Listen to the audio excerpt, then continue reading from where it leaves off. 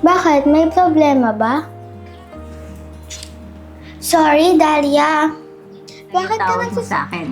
Nanay na lang para same tayo, Dahlia. Oh, parang nalungkot ata si Dahlia. Simula po kasi iniwan po ka. Nanay? Ate Bianca? Sa bahay nila kung nagtatrabaho si Ate Yana. Ano ba yan, Mami? Dahil sa kabutihan mong yan, dyan ka napapahamak.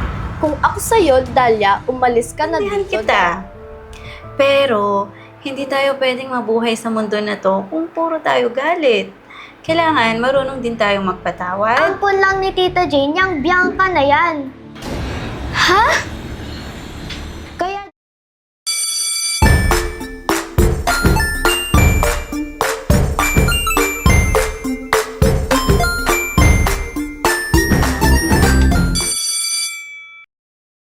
Ate, kwentuhan mo naman ako. Kwento? Ano namang ikukwento ko? Kahit ano, ikwento mo yung kay tatay, yung tatay natin. Ayun, hinahanap ka niya. Gusto niya daw bumawi sa'yo sa mga panahong wala siya. Talaga, ate? Gusto ko din sana siya puntahan. Kaso si nanay walang kasama dito.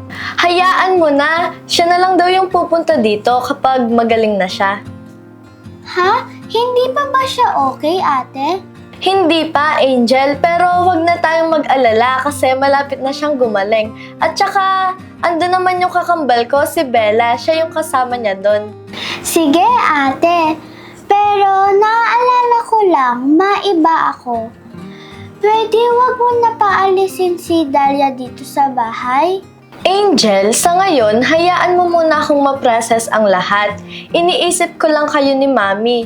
Pero susubukan ko siyang iwasan para wala na din akong masabi sa kanya.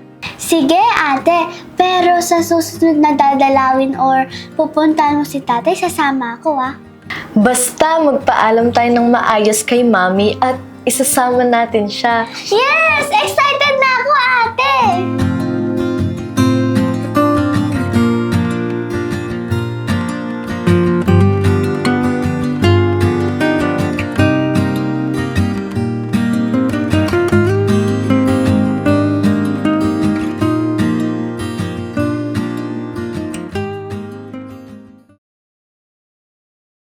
Di ba bahay na to ni Ate Yana?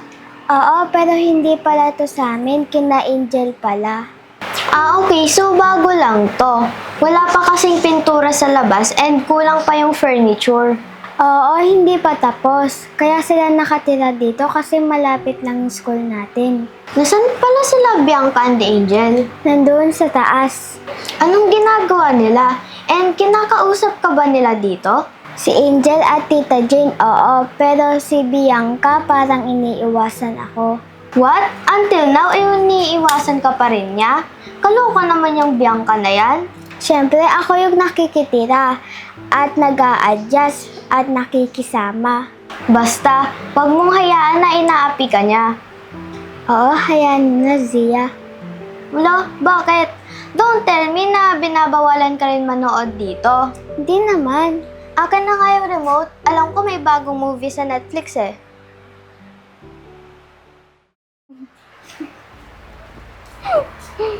Wow naman! Anong ginagawa mo, Dahlia? Nanonood. Nagyaya lang kasi si Zia. Ate, okay lang naman yan. Hi, Zia. Nood lang kayo dyan, ha? At nag-aya ka pa talaga ng bisita mo. Teka lang, Dahlia. Magkalinawan nga tayo. Nakikitira ka lang ba talaga dito o nag-feeling ka? Bianca, alam ko naman kung ano ako dito. Ano ba? Sagot! Nakikitira ka lang ba talaga o feeling mo sa'yo na tong bahay na to? Nakikitira. Tsaka katulong. Tatanungin kita, Dahlia, ha? Ano ba dapat yung ginagawa ng katulong? Tama ba yung ginagawa mo na nakatambay sa sala at manood with friend? Wait, mayaya rin naman kami sa bahay pero pinapayagan namin sila na magtambay sa sala. at mag-invite ng mga bisita. Kasi tinatrato namin silang pamilya as long as tapos na sila sa work nila. Kayo yun, iba ako. At saka, bakit ka nakikialam? Sino ka ba? Ako yung BFF ni Dahlia. I know her rights. Sabi na mismo ni Tita Jane na hindi siya katulong. And parang anak niya na si Dahlia. So, si Mami yun, no? Aba, kung wala lang silang issue ng ate niya sa pagnanakaw, baka maging kaibigan ko pa si Dahlia. Pinoprotektahan ko lang naman sila, Mami. Ate, tama na. Wala naman kasalanan si Dahlia. Exactly. Angel, turuin mo nga yung ate mo na mag-isip ng tama. Wala namang kasalanan si Dahlia eh. Tsaka nagbago na din si Ate Yana. Enough! Tama na nga yung drama. Basta, Dahlia, umalis ka na sa bahay na to dahil wala kang karapatan dito. Magnanakaw. Hindi, Dahlia, wag kang aalis dito. Sino ba to? Bakit ka nakikialam dito? Hindi ka naman pamilya. Dahlia, umalis ka na. Isama mo tong babae na to. Huwag na kayong mag-away. Aalis na lang ako. Hindi, wag. Di ba, Bianca, wala ka rin namang karapatan dito? Magkapatid lang naman kayo sa ama. Pero hindi mo nanay si Tita Jane. In short, ampon ka lang ng nanay ni Angel. Kaya hindi ikaw magde-decide sa bahay na to. Aba, sumusobra ka na ha? Gusto mo bang lampasuhin kita dyan? Bakit? Totoo naman, di ba? Dapat rin tumulong ka sa gawaing bahay. Parehas lang naman kayo ni Dahlia, kaya wag kang OA. Sumusobra ka na ha? Halika nga dito. Aray ko, ang sakit! Bagay lang sa iyan, masyado kang pakilamera! Tawan mo nga ako! Kanina pa kasi kita pinapaalis, ayaw mong umalis. Bakit? Guilty ka ba sa sinabi ko? Uy, tama na! Bitawan mo ako! Hindi kita titigilan hanggang hindi ka nakakalbo. Kampiyan mo si Dahlia. Awayin at saktan mo si Bianca. Kampiyan mo si Dahlia.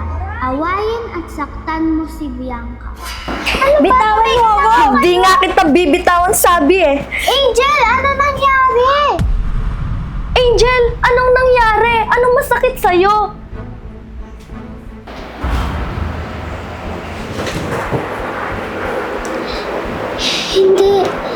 Hindi ko gagawin to.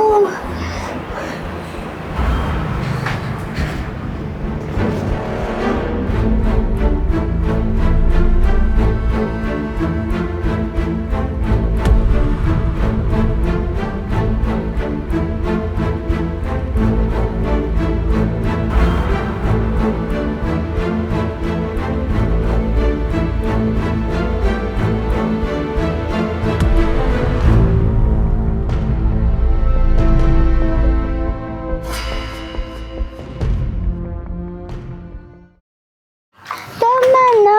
Ayoko maging masama. Hindi ko gagawin yun.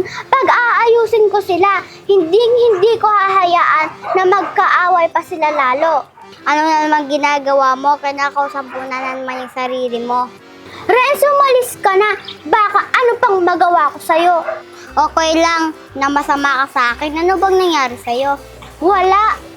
Ano nga, makikinig ako kahit masama ka sa akin. Hindi ako bad, may sakit lang ako. Eh di baliw ka nga. Hindi ako baliw. Eh anong tawag sa'yo? Renz, mangako ka na hindi mo to pagsasabi. O sige. Simula nung na-aksidente ako, nagkaroon ng trauma yung brain ko. Meron akong 2 personalities na opposite sa ugali ko. Ano ba yan? Di ko gets. Nung na-aksidente ako, mabait ako. Ayoko nakakagawa ng bad. Weh.